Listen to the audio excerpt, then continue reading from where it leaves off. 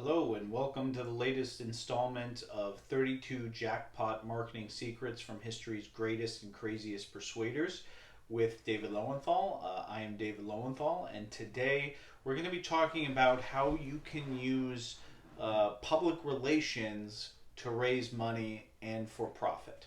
And I'm going to be giving the example of the Ron Paul Revolution of 2008. Now, if you were, if you're an American or were following politics in 2008, um, you might have, come across the campaign of Ron Paul, who was a Texas congressman, inspired a lot of people, inspired me with his anti-war, pro-free market, anti-big government, anti-tax, anti-regulation, etc., message, but was very, very anti-war, and that really stood out like a sore thumb in the Republican primary. All of whom were neocon, warmongering hawks, and Ron Paul was the only guy kind of preaching a pro-American, anti-war foreign policy at the time. It inspired a lot of people and inspired me in particular, really changed my whole viewpoint. But I'm not going to talk about that. I'm going to talk about the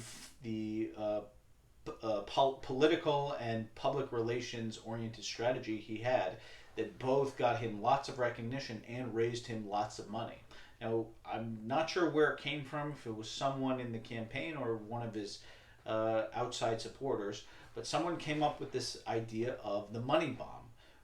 This was still 2008, so no one had really learned how to leverage the internet for fundraising purposes to bypass the big corporate donors and the establishment donors.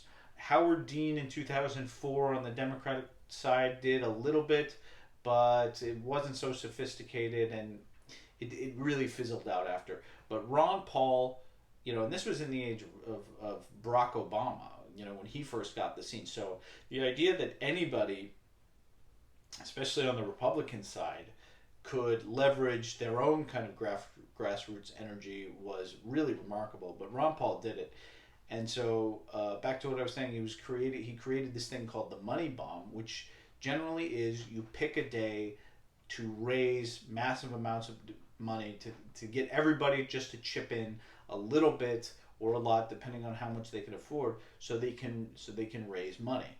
Now, for the Ron Paul campaign, the first time they did it on November 5th, 2007, which, for history nerds out there, is Guy Fawkes Day. In England, is when Guy Fawkes threatened to almost blew up the Parliament building in England in the 17th or 18th century. They chose that day, and on that day, they raised a whopping $4.2 million in small donations, which was the most money any presidential campaign, any political campaign in American history had ever raised on a single day. And this was purely with small donations. Now that accomplished two different things. It raised a lot of money, which it did, $4.2 million. Especially if you're a candidate who has no connections, the political establishment and the corporate donors, and all the big moneyed interests and all the big powerful interests had gone all in on Romney or John McCain or Rudy Giuliani or one of the other establishment hacks that were out there.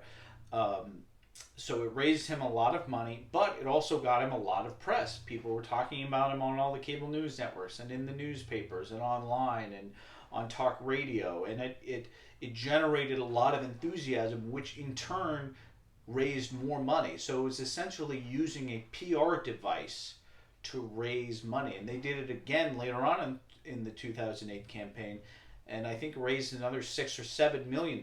It was even more successful, and that helped kept the campaign going. Ron Paul didn't actually, as many know, like Ron Paul didn't actually win the nomination, but he created a movement and built from that. And I still consider myself a part of the Ron Paul movement. I think it's still ongoing, and I think it's still fighting and achieving a lot of victories. And you can really trace a lot of the beginning of it back then. So really, this is for any liberty-minded nonprofit or business think about how you can leverage your PR for exposure and for profitability, for fundraising. It has to be done strategically. You can't be, you can't just pick some random day that has no significance and have no goal.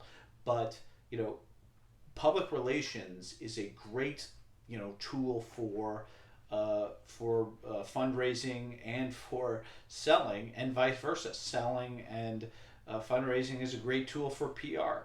So find ways that you can mix and match and really kind of stack these things on top of each other, so they're mutually beneficial. And that's really the key lesson I want to show to you in today's video. Ron Paul was just a rinky-dink presidential candidate.